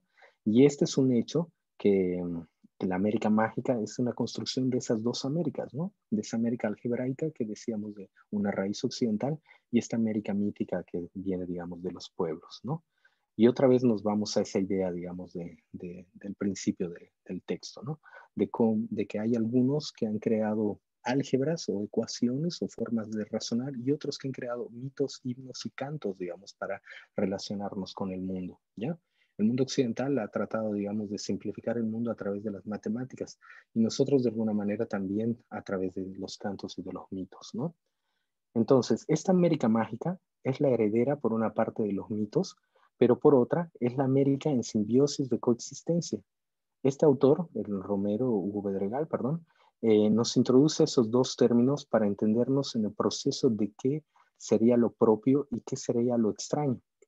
Y en ese él nos plantea, digamos, perdón, lo ecosimbiótico y lo sociomutual, ¿ya? Además, una concepción de la realidad expresada en un tercero, fruto de un choque de unos y otros, ¿ya? En ese caso, en la lógica del lenguaje, esto significaría que no existiría solamente como, por ejemplo, la lógica binaria, ¿no? 0 y 1, o un sí o un no, sino además existiría un tercero, ¿no? Que sería el quizás, digamos, ¿no? Que puede ser también, no solamente es quizás, ¿no? Que puede ser quizás sí, pero también puede ser quizás no, que es volviendo, digamos, a esta idea de la Silvia Rivera Cusicanqui, toda la idea del Cheji, toda la idea, digamos, de todos estos degradés, digamos, de colores, ¿no? No es solamente uno y dos, digamos, ¿no? Hay todo un matiz, digamos, entre todo eso, digamos, ¿no? Hay todo, digamos, una polifonía, hay toda una cantidad, digamos, de frecuencias muy diferentes, digamos, que hay que saberlas leer y aprenderlas, digamos, ¿no? Entonces, este señor Romero a lo largo de su libro nos explica que la lógica de los pueblos frente al pensamiento racional, ese pensamiento que él considera también el otro mágico, es un pensamiento no acorde, digamos, a esa lógica binaria, como es la caracterización de la cultura occidental y de su pensamiento filosófico, a través de la verdad y la mentira, del blanco al negro, del hombre y la mujer, etcétera, digamos, la lógica binaria, digamos, ¿no? En ese encauce, el autor también nos dirige a una tercera ola para la humanidad, que es un esquema muy similar, digamos, al de Marshall McLuhan, ¿no? Que les había dicho, ¿no? Esa era pre, digamos, en donde era todo oral, después la galaxia Gutenberg y después ahora la era cibernética, digamos, ¿no? Pero sin embargo, toma su tiempo para explicar nuestro origen productivo, de alguna manera, de nuestras naciones, ¿no? Entonces, su esquema de tres olas se caracteriza por una revolución agrícola, la revolución industrial y finalmente una revolución cibernética, que es la que estamos viviendo ahora, ¿no? En la que nos encontramos y es la que básicamente es la era electrónica, ¿no? Y que en ambos esquemas los procesos históricos han afectado gran parte por el uso de las tecnologías disponibles y la adaptación de las tecnologías a situaciones y contextos muy particulares. Entonces, la revolución agrícola para Romero sería el proceso de domesticación de los alimentos, además de saber combinar tecnologías en relación al espacio-tiempo circular, como se puede apreciar, digamos, en los estudios realizados en la hidráulica precolombina que les hablaba anteriormente, y los descubrimientos de las llanuras de Mojos en este lado, digamos, de la Amazonía boliviana, ¿no? Con evidencias de gran dominio en términos, digamos, de masa y energía. Hay una énfasis, digamos, de este autor hacia la reconstrucción y el estudio de las tecnologías ancestrales. Así también demuestra la planificación de a una escala biológica, ¿ya? Y el posicionamiento de las lagunas en el territorio mojeño, es decir, aquí en la parte, digamos, baja, digamos, de Bolivia, en toda la parte de la llanura, encontraron así como un montón de lagunitas, ¿no? Y de repente se dieron cuenta cuando empezaron a volar por ellas los antropólogos que todas las lagunas estaban así como al norte, digamos, ¿no? Y dijeron, va, qué raro, así como... Y ahí se dieron cuenta que en realidad había una gran cultura hidráulica que habían hecho esas lagunas, que eran grandes receptores de biomasa, en los cuales, digamos, los pueblos tenían peces y toda la cosa en los tiempos de cuando bajaba el agua. Y cuando subía el agua tenían grandes terraplenes o de alguna manera puentes que conectaban a todos esos islotes y tenían, digamos, esa gran cantidad. Después, como bajaba el agua, los peces y los animales se quedaban, digamos, en ese lugar, digamos, ¿no? Cosa que ellos podían aprovecharlo al máximo y de alguna manera, como les decía, en esa idea de reciprocidad y complementariedad, ¿no? Y bueno, junto a estos hay pues un montón de restos arqueológicos que recién se están tratando de estudiar, ¿no? Y que le permiten a este autor demostrar toda esa tecnología hidráulica que no solo estaba desarrollada para el consumo, ¿no? Sino que de manera orgánica la tecnología estaba al servicio del ecosistema complejo de relaciones biológicas, tecnología que se acomodaba a diferentes suelos y pisos agrícolas para mejorar la producción en el sistema circular y de un mutuo aprovechamiento entre especies, entre interespecies, ¿no? En ese sentido voy a irme a una última frase con este señor, que él dice, ¿no? Que mientras que los indígenas americanos construyeron, por ejemplo, terrazas, andenes, sucucoyos, etcétera, digamos, los agricultores y los empresarios contemporáneos, perdón, construyeron grandes extensiones de plantaciones, grandes obras de riego. Los primeros son prácticamente réplicas o imitaciones de la naturaleza que constituyen cambios estructurales de la misma sobre la base de principios hoy manejados por la ecología y la cibernética, mientras que los segundos son intrusiones o ataques contra el ecosistema constituyendo cambios subsidiarios en base a principios de manejos de la agricultura, la economía y la física clásica, digamos, ¿no? Que son, digamos, básicamente la herencia académica que nos ha dado, digamos, toda el pensamiento y la razón de esa forma de pensar, ¿no? Entonces, hay un eco, pues, tremendo, digamos, en todos los capítulos, perdón, del libro de este señor Hugo Romero Vidregal, y que resuenan y es una posibilidad que tenemos en esta era para enriquecernos a través no solo de la mirada del otro, sino de su pensamiento. Lamentablemente, ha existido un etnocentrismo desde diferentes teorías evolutivas, siempre denigrando y denigrando, que los pueblos de origen agrícola y su pensamiento es y será mítico, por lo tanto inferior. Y es en esa situación que Romero recalca una posibilidad, la de simbiosis. No podemos volver atrás y descolonizarnos, ¿no? Completamente. Nuestro encuentro se debe a algo de alguna manera, porque evidentemente el único que ocasionó todo este gran problema ambiental en el que vivimos fuimos nosotros mismos, y ambas civilizaciones hemos aportado en la era de este antropoceno, ¿no? Por eso a lo largo de los capítulos hemos visto maneras de pensar muy diferentes, y el mundo occidental también caracterizado por pensar de una forma mecánica, materialista, desarrollista, apoyada en la matemática, la lógica bivalente, caracterizada por ser patriarcalizadora y de una temporalidad lineal, ¿no? Mientras que nosotros tenemos esa característica que somos pensadores en América, que seguimos estudiando, digamos, de una manera del origen biológico, orgánico y recíproco, de la característica holístico, ¿no? Tetramétrico, capaz de entender lo lógico y la razón, sin descartar la emoción y la intuición, y con una concepción del tiempo circular. Bueno, creo que ya me pasé un poquito, van a disculpar que muchas veces uno se emociona con estas cosas. Y bueno, básicamente esa era la presentación, o digamos esta charla, para poder entender, digamos, de que hay posibilidades de entender el conocimiento, de enriquecer nuestro conocimiento, pero a través también de entender las prácticas y, digamos, nuestra propia historia de aquí en América Latina. Entonces, querido Ángel, no sé si estás por ahí. Hola, sí. No sé si ahora pasamos a una parte de preguntas, tal vez. No sé si alguien Ok. tiene alguna pregunta. No sé si fue así, pero No, de entiendo, está alguna bien. manera. Te agradezco mucho. No, si no presentas nada más, entonces podemos dejar de compartir la pantalla. Ya, un ratito, dejo de compartir. Gracias. Buenísimo.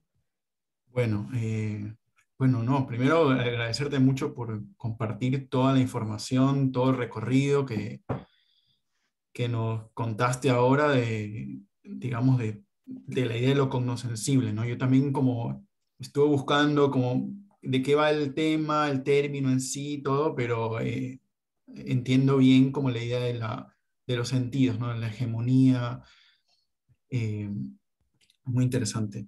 Em, bueno, en este momento igual me parece que es importante, si alguien tiene un comentario, lo podemos abrir como las cámaras, los micrófonos, si alguien tiene una pregunta, un comentario, algo que quiera pues decir, no hay ningún problema, lo podemos compartir acá ahora. Buenísimo. Chin, chin, chin, chin. Un Por poco, ahí veo a Claudia Vaca. Qué gustazo verte, Claudia, por aquí. Qué lindo. Gracias Hola, por asistir. queridísimo oso maloso. ¿Qué tal? Un lujo escucharte. Buenas noches a todos. Aprovecho que tengo la palabra, la hegemonía de la palabra, la mala costumbre, ¿no? A propósito de que Ángel habla de la hegemonía de un solo sentido y un poco esa fue el hilo conductor de tu propuesta.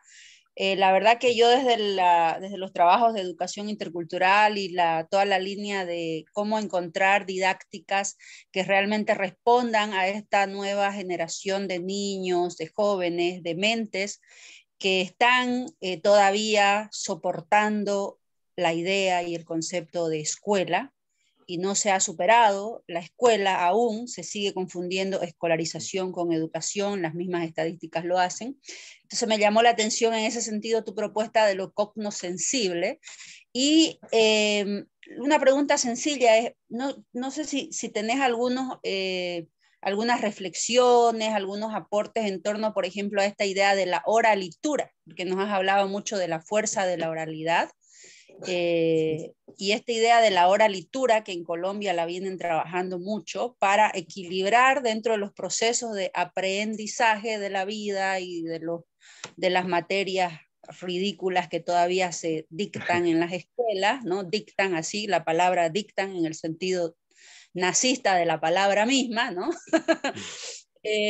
No sé qué propuestas has considerado, porque yo sé que vos además sos creador desde varios lugares, ¿no? Desde la escultura, desde la música, el video, arte. Entonces, ¿cuáles son tus aproximaciones epistemológicas por un lado y tus aproximaciones didácticas finalmente? Bueno, gracias Claudita por preguntar también ahí. Creo que lo que comentas de la oral y lectura, perdón, ¿está bien? Sí, digamos, es algo nuevo para mí, no lo había escuchado. Me encantaría saber un poco más, seguramente lo voy a googlear, pero dentro de las experiencias, digamos, propias mías, digamos que yo estoy más en el mundo artístico, digamos, que tal vez pedagógico, sin quitar, digamos, que lo artístico pueda ser una función pedagógica muy importante, digamos, en el desarrollo, o de desarrollo, digamos, en esta idea.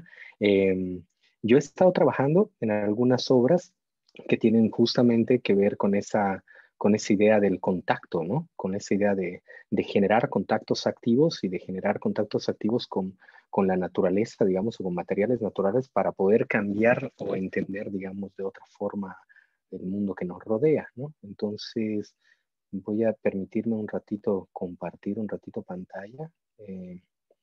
No sé si ven, digamos, de alguna manera. Estos han sido, este es un poquito mi portafolio. Y tengo, digamos, algunas obras que son justamente de carácter experiencial, ¿no? Es decir, quilla, digamos, que de alguna manera es un manto de agua circular, digamos, que tiene una relación, digamos, táctica, que tú al tocar el agua generas, digamos, todas esas vibraciones por un contacto activo. Y para mí, digamos, es como la forma de entender, digamos, de que tenemos una relación y que al tocar el agua generamos, digamos, otras formas de intercambio, ¿no?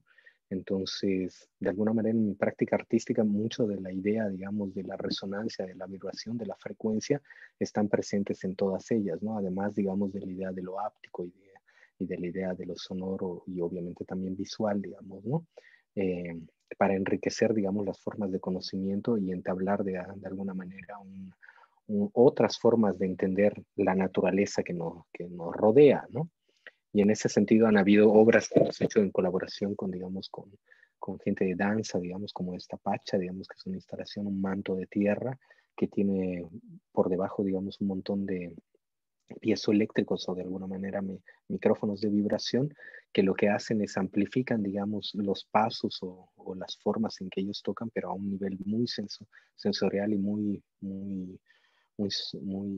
¿cómo se puede decir? Muy sensitivo de alguna manera, cosa que pequeños toques, digamos, con la tierra se generan en grandes sonidos, ¿no? Entonces, de alguna manera también para mí han sido, digamos, obras que permiten de alguna manera cambiarte la forma de relacionamiento, de entender y amplificar, digamos, tus sentidos para poder entender, digamos, que es una materia viva, ¿no? Que la tierra no es solamente una cosa sucia que está fuera de tu casa, digamos, ¿no? Y que te ensucia los zapatos, digamos, ¿no? Sino que es una materia viva y que tiene, digamos, toda una relación, ¿no? Y la mayoría de las obras que también he estado trabajando, como pueden ver, están en idioma quechua, porque bueno, yo soy de origen quechua, aunque soy de una generación que ya hemos perdido, digamos, el manejo del habla, digamos, el manejo, y por eso es que trato, digamos, en la mayoría de mis obras, rememorar, digamos, esas palabras que muchas veces no pueden ser traducidas, ¿no? Como quilla, por ejemplo, que significa mes, pero también significa luna, digamos, ¿no? Que es tiempo y también es espacio, como lo mismo con pacha, digamos, ¿no? O llancay, que significa un concepto amplio, que es tocar sutilmente algo, digamos, ¿no? Que son estas obras, ¿no? Y que de alguna manera les voy a mostrar un poquito, digamos. Claro, es la idea de un compacto, ¿no?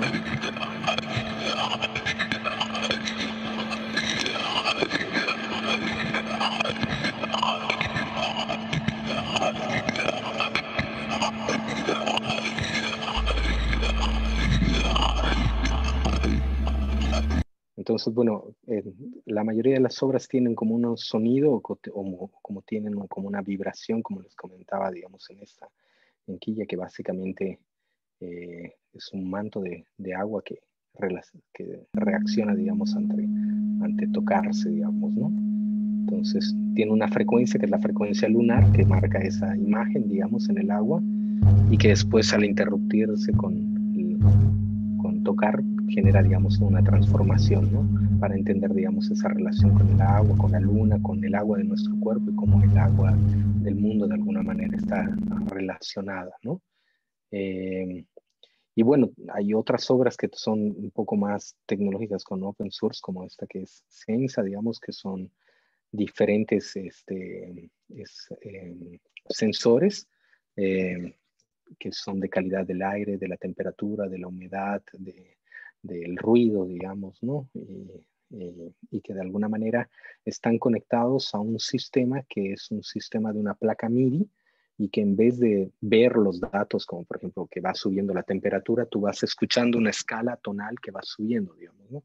Entonces, qué sé yo, temperatura es una campana, el medidor de calidad de aire es un bajo, y diferentes instrumentos para cada uno de los sensores, y lo que genera, digamos, es una polifonía para entender tu entorno rodeante, y tú vas caminando con este dispositivo y lo puedes ir escuchando cómo va cambiando, cómo se va transformando el ambiente, ¿no? Y que fue presentado en una bienal allá en La Paz, y utilizamos unas cosas, ¿no?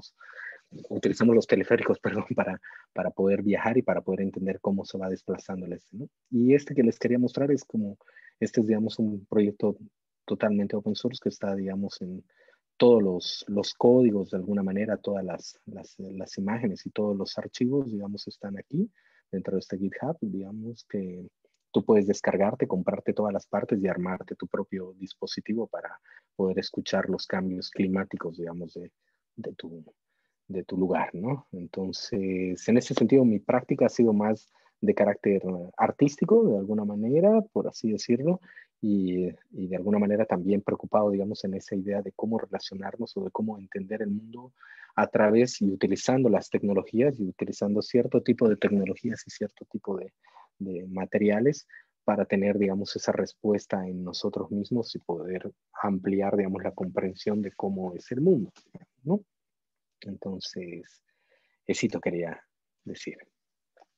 No sé si te respondí, Claudia, pero bueno. Maravilloso, felicidades por tu trabajo, por tu trayectoria, todas las obras que vas creando y la generosidad con la que vas compartiendo y generando redes, ¿no? En tu forma de crear y de colaborar precisamente.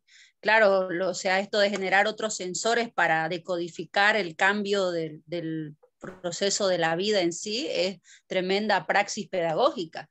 Y varios profesores que no han sido parte de los sistemas educativos oficiales en América Latina, al menos, que es lo que he podido recolectar por ahora, de las praxis pedagógicas de las zonas rurales, tienen esta naturaleza, fíjate, esto que vos estás describiendo, del contacto directo hecho con la naturaleza, con la vida, ahí mismo están sus propios mecanismos didácticos. Ellos no, o sea, la grandeza de que el Estado no llegue a ciertas zonas de nuestros países es que hay profesorados con praxis didácticas llenas de arte y experienciales puras con la naturaleza. Que eso es lo lindo de esa simbiosis, ¿no? Que se puede crear entre lo que decía este señor Hugo Romero, ¿no? Que es simbiosis entre cuantos y ecuaciones. Así que y gracias por presentarme a Hugo Romero. Buenas noches. Qué bien. Gracias, Claudia. Bueno, no sé si hay alguien más que le gustaría preguntar. Claudia. Sí, Robinson. Ahí. Sí. Ya. Y luego la Lu también estaba ahí. Ya. Robinson. Buenas noches. Buenas noches. Robinson, buenas noches. Desde aquí, saludos desde Venezuela. Bueno, primero, agradecerte realmente la profundidad y lo completo y rico de lo que hoy estás exponiendo, sí, sobre todo el hecho de compartir. Y por supuesto, luego de ver tus muestras sobre tu trabajo artístico, pues hay, vamos a decirlo así, cierta afinidad con algunas búsquedas particulares, más desde el campo escénico, que es donde yo trabajo. Me siento muy afín con lo que estoy viendo con respecto al tuyo, pues. Más que hacerte una pregunta, realmente quería intercambiar una reflexión que desde hace tiempo vengo manejando y que puede calzar dentro de esto, pues. En esa búsqueda de entender cómo, vamos a decirlo de esta forma, cómo entendemos el mundo desde acá, desde esta parte de Latinoamérica, contrastado con toda esa cultura occidental. Una de las cosas que he pensado es que la cultura occidental está muy centrada desde una perspectiva mítica en esa figura que se llama el héroe, esa búsqueda o camino del héroe. Pero en cambio en Latinoamérica, cuando observamos parte de nuestra tradición oral, vamos a conseguir mucho es la figura de esa dualidad que está inserta en los gemelos, en el doble. Es decir, como latinoamericanos tendemos más a estar propensos a ver el otro, a escuchar al otro y a percibir y entender que hay la existencia de un otro, muy distinto a lo que ocurre con el camino del héroe, que es como un camino de eterna lucha, muy individualizado, muy planteado desde una soledad individual, pues.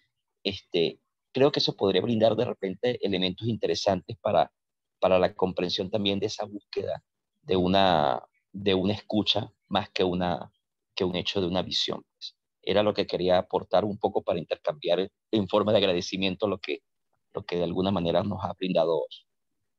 Qué lindo, Robinson. Muchas gracias. Y sí, totalmente, pues no, la mayoría de los mitos o las formas que están construidas las narrativas en no hay un bueno y un malo, ¿no? No hay un Dios bueno o malo. Eso es una creación de esa idea también binaria y toda la cosa, ¿no? La mayoría de todos los mitos son conflictos que hay, digamos, entre justamente eso, digamos, ¿no? Y que no desdeñan, digamos, una parte con la otra. Bueno, oye, muchas gracias, Robinson, por ese súper aporte. Me encantó, buenísimo. Y creo que la Lu también quería hablar y luego está Lili también que quiere comentar algo. Gracias por la palabra. Buenas noches a todos. Oso, pues quería agradecerte por esta tonificante palabra, que es así, creo que en esta búsqueda, ¿no? De camino, de visión, o traer este término, ¿no? De lo cognoscensible, pues realmente nos lleva a evitar esos ejercicios, esa incomodidad, ese lugar, ese entrelugar, ¿no? Y ese estar siendo, ¿no? También heredado, ¿no? Llevado en la sangre. Pues la verdad es que no tengo palabras más que de verdad que nos tocaste la mente, el corazón, digamos, así que la práctica, ¿no? Que vienes desarrollando junto con la comunidad, ¿no? Y la resonancia creo que se hace muy presente, todos los referentes también. Te digo, para los que estamos desandando, pues nos abre esta posibilidad y te agradecemos por traer este término en claridad. Así, gracias. Uy, qué lindo. Gracias. Pues pucha, yo encantado de recibir unas palabras también tuyas, Lu. Yo soy admirador de tu trabajo y del trabajo que realizan como colectiva, ¿no? Así que muy agradecido, realmente. Creo que Lili ahora también quería comentar algo. Hola. Hola, Lili. ¿Se escucha? Sí, se escucha. Hola, buenas noches. Gracias por todo este espacio. Lo que quería en este caso comentar es más bien una pregunta. Vi que está la foto como de un sistema MIDI. Quería saber si el sistema lo creaste y si a través de él fue que se pudo hacer ese sonido que vemos, esa combinación que le diste o tiene el nombre algo así como de tocar de una forma liviana, ligera. Ah, ya. En realidad son creo que hay dos proyectos ahí, ¿no? Uno es ese Yankai, el que era el de tocar ligeramente con la punta de los dedos, que es un concepto ahí en quechua. Y básicamente ese también es un trabajo en base a vibración y resonancia, ¿no? Eso es un piezoeléctrico de alguna manera de frecuencias establecidas, porque hay piezoeléctricos que son de amplia frecuencia, pero hay también piezoeléctricos de ciertas frecuencias, ¿no? Que son de uso industrial más que nada, ¿no? Es decir, en la industria también se utilizan muchos de estos piezoeléctricos para detectar, digamos, por ejemplo, que un tornillo está zafándose en una máquina, entonces ponen estos tipos de sensores para que sepas exactamente dónde. Entonces esos sensores tienen como una calidad de recepción de alguna manera mucho más fina que un piezoeléctrico normal. ¿Ya? Entonces lo que yo hago es con ese piezoeléctrico que funciona como un micrófono, lo pongo digamos a un sintetizador de sonidos con el cual después yo ya voy modelando y haciendo ese trabajo de escultura sonora con el cual ya modelo la señal y le voy dando como cierta forma sonora que a mí me interesa, que pueda ayudar, digamos, a generar ese contacto activo con la persona cuando lo va a tocar, digamos, ¿no? Y por otra parte, son estos otros sistemas que son como sistemas MIDI, que eso en realidad es una placa. Hay esta, digamos, Arduino, digamos, ha creado, digamos, una vasta, digamos, colaboración con muchos, de alguna manera, empresas que han empezado a generar también pequeñas placas, que una de esas es justamente una placa MIDI, ¿ya? Que es básicamente no es un controlador, es un procesador que tienen todos los pianitos, digamos, anteriormente con pianitos MIDI, ¿no? Los pianitos clásicos que tenemos digitales, digamos, que tiene ese pequeño procesador y lo único que yo hago es, digamos, de alguna manera codificar el código y decirle para la entrada de la temperatura asigno este instrumento MIDI y lo coloco en esta nota y cuando sube la nota y cuando baja la nota, digamos, ¿no? Y básicamente es eso, ¿no? Pero en este caso todo es open source y todo está disponible, digamos, ¿no? La mayoría de estas placas son abiertas y las puedes comprar o también las puedes hacer, digamos, ¿no? Todo está, digamos, bien documentado de alguna manera en las bases de datos de Arduino y en ese enlace que les mostré, en ese GitHub, están, digamos, las especificaciones y los códigos específicos para hacerlo funcionar, ¿no? Entonces tú te puedes comprar o las puedes hacer y colocas todo el código y te va a funcionar tal cual como funciona ese aparatito con Sensa que digamos es para poder entender el medio ambiente, digamos, ¿no? Entonces son como dos tecnologías diferentes, ¿no? Una que funciona con vibración y resonancia y otra que funciona a través de sensores, pero específicamente de ciertas características ambientales, ¿no? Eso quería decir. Buenísimo. Muchísimas gracias. Claro, yo igual vengo puedo... llegando Ajá. fíjate, yo Ajá. realicé durante 2 meses un trabajo de investigación en Galicia, específicamente en Vigo, con un músico, Carlos Suárez. Él estuvo un tiempo aquí en Venezuela, hizo un trabajo muy interesante sobre los chimbangles de San Benito y luego se vuelve a España, donde ya viene trabajando desde hace mucho con estos dos sistemas de los que me estás haciendo referencia. Qué lindo. Y tengo muchas grabaciones de parte de las entrevistas que hicimos y digamos, todo un recorrido de la música y de espacios muy interesantes en Galicia que con esto que acabas de decir, y cierro con el comentario, que no hay un Dios bueno, un Dios malo, es increíble las semejanzas que conseguimos en nuestras formas de ver el mundo en muchos sitios y muchos jóvenes que están haciendo resistencia hoy día en España, específicamente en Vigo, contra todo lo que es este sistema de dominación y esta colonización, que bueno, que hoy en día es más de colonial, digamos, que somos colonia de alguna manera de otros, y específicamente pues del capitalismo. Entonces, bueno, me gustaría que de alguna manera esas, digamos, entrevistas que hice, ir de alguna manera intercambiándola con todos. Gracias y disculpen lo largo. No, gracias a ti, Lili. Qué lindo poder charlar también. Y eso es lo bonito, ¿no? Poder charlar y compartir ahí con la gente, que es algo que muchas veces es totalmente unidireccional. Pero ahí también teníamos a Sergio, que quería comentarnos algo. Sergio, ¿estás ahí? Sí, hola Oso, ¿cómo estás? Estoy en un salón, en un centro cultural, así que está vacío ahorita, por eso el eco.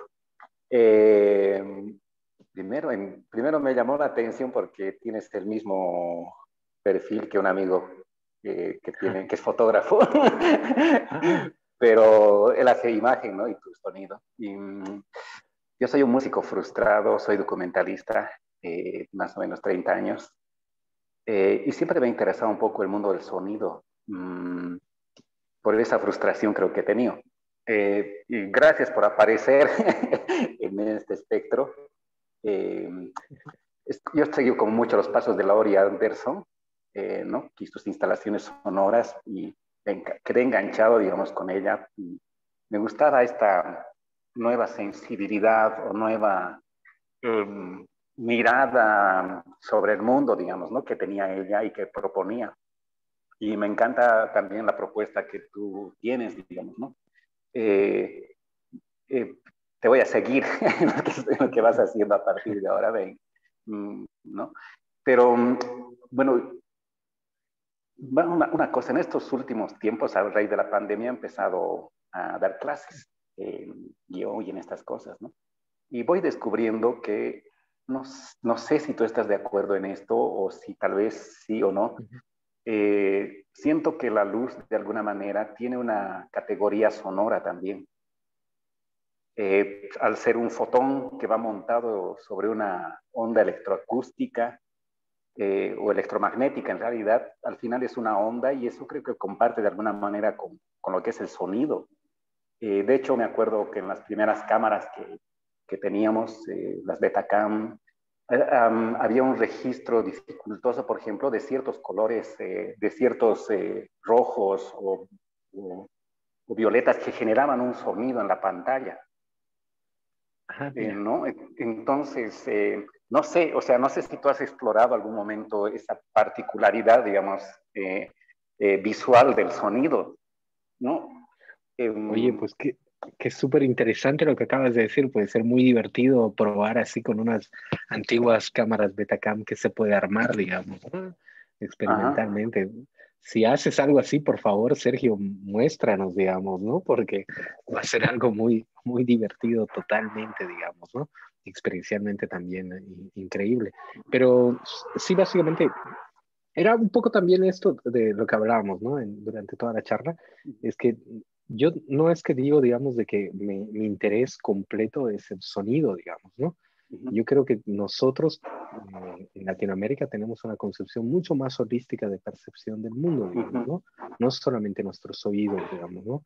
En ese sentido, el tacto, nuestro olfato, nuestro gusto y muchos otros sentidos que son supra y sub, digamos, que están dentro de nosotros y que, digamos, de alguna manera se relacionan también, nos permiten percibir de una manera súper diferente, ¿no? Entonces, en la práctica, digamos, artística, también he desarrollado proyectos visuales, ¿no? Es decir, de alguna manera también he hecho, digamos, algunos documentales, recientemente el de medicina ancestral que estábamos haciendo, y que por más que mi foco de atención es la oralidad o el conocimiento, digamos, de esos pueblos, el lenguaje, digamos, audiovisual te permite comunicar con otras personas también, ¿no? Entonces, el uso del lenguaje tiene que tener una categoría más amplia, digamos, que restrictiva, ¿no? Que eso es algo que también muchas veces, arte sonoro, todos los de arte sonoro ahí cerraditos, ¿no? Arte electrónico, todo. Entonces, no como... Por eso cuando dijo, digamos, también Robinson acerca de lo escénico, sí, digamos, ¿no? Me encanta, digamos, ¿no? He tenido la posibilidad de trabajar con algunos proyectos escénicos y trabajar con gente de ese lado, y es increíblemente también en la forma de aprendizaje o aperturarte, digamos, a otro mundo o percibir, porque tienen otras reglas, otras formas de comunicarse, otros lenguajes, pues, ¿no? Es un lenguaje escénico completamente diferente. Entonces te permite interrelacionarte y conocer otras formas más de poder llegar a más público tal vez, o hacer entender a más gente, porque lo que yo trato de hacer, digamos, es mucho que las personas, digamos, se vuelvan a reconectar, digamos, ¿no? Tal vez electrónicamente o tal vez, digamos, utilizando, digamos, algunos equipos, pero de alguna manera para descubrir esa maravillosidad o eso sublime que existe en el mundo natural, que lo hemos pues olvidado, digamos, ¿no? Por la mayoría de la gente, y yo también me uno a todos esos, ¿no? Porque vivir así entre cuatro paredes y toda la cosa, con todas las comunidades, te hace olvidar muchas de estas cosas, sí. Lindas. Yo he trabajado un proyecto en Interior Mina durante 3 años, ¿no? Intentando retratar, digamos, este mundo. Y ante la ausencia del sonido, por ejemplo, el Interior Mina se vuelve totalmente sonoro, ¿no? Y uno siente sonoramente cómo la montaña respira y cobra vida, por ejemplo, ahí adentro, ¿no? Es re increíble, ¿no? O sea, la primera vez que entramos, por ejemplo, fue una experiencia básicamente sonora. Nos quedamos 3 días y 3 noches a Interior Mina para asimilar, digamos, ¿no? Ese mundo, y realmente, o sea, lo que dices, ¿no? Hay algo, hay una imposición, hay una especie de, ¿qué se dice? Como una imposición de lo visual en el mundo, ¿no? Y creo que la categoría sonora está siendo olvidada poco a poco, o sea, está como siendo muy por debajo, digamos, ¿no? Y creo que hay que ir al rescate de esa sensualidad que tiene el sonido, ¿no? Y esa particularidad que tiene el sonido, que también construye mundos y también construye imágenes, creo. Totalmente bien. Qué buena onda, Sergio. Qué gustazo. ¿Desde dónde estás? En Cochabamba. Estamos con calorcito ahorita casi. Buena onda, Sergio. Qué bien. Dale. Ok, no sé si hay alguien más que te gustaría comentar. No sé, querido Ángel. Sí, está bien preguntarles si tienen algún otro comentario, alguien más tiene alguna consulta, una pregunta, algo que quiera decir. Bueno, si no, pues, no sé, creo que... Igual ya nos hemos expandido un poquito. Sí, nos expandimos, ¿no? pero igual Casi 2 horas. aprovechar el espacio si alguien quiere decir algo, pues está bueno. Bueno, en todo caso, si no, quiero agradecerles a todos los que están, a todos y todas los que están aquí por la acogida a esta charla, que es como muy gratificante también saber que hay una gestión, está también, Oso armando una charla, y hay gente que también está muy interesada como en el tema que se está compartiendo, ¿no? Y de verdad les agradezco mucho por asistir, y obviamente a ti, Oso, por compartirnos todo el recorrido que hiciste de tu trabajo y todas las ideas con las que vienes. Como decía Lupe hace un momento, son muy como, te dejan como con una sensación de, no sé, como de algo que te interesa, pero al mismo tiempo te choca, ¿no? Porque te llega y te toca como de desbaratar o desarmar ciertas cosas que se dan por sentado, que están construidas en uno y en una. Así que bueno, les quería avisar también que la charla está siendo grabada y la vamos a subir a YouTube. Luego por correo a quienes participaron en la charla, pues les vamos a hacer llegar grabación y este registro para que ustedes lo puedan ver, lo puedan revisar si desean, ¿no? Así que eso. Bueno, muchísimas gracias. Muchísimas gracias a ti, Oso, a todos y todas por asistir. Y les esperamos en la próxima actividad, que es una charla para el 2 de mayo, ¿no? Con Marco Valdivia. Así que ya la vamos a estar poniendo en redes para que puedan también, pues, sumarse. Y listo. Bueno, entonces, muchísimas gracias. Y Gracias, gracias. nos vemos.